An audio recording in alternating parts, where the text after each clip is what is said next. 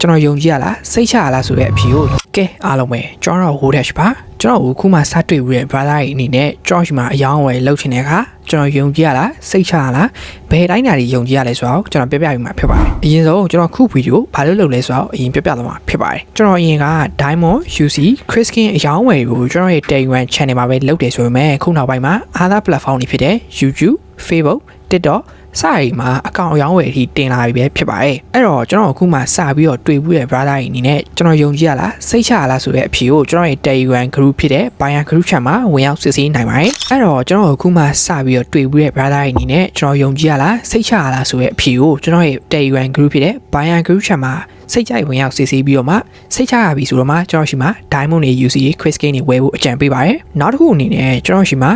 Diamond တွေ UCA Chriskin တွေအကောင့်ရောင်းဝယ်လုပ်တယ်ဆိုပေမဲ့ကျွန်တော်တကယ်တမ်းအကောင့်ရောင်းဝယ်လုပ်တာ one human gain တခုတည်းပဲအကောင့်ရောင်းဝယ်လုပ်တာဖြစ်ပါတယ်အဲ့တော့ကျွန်တော်ရှိမှာ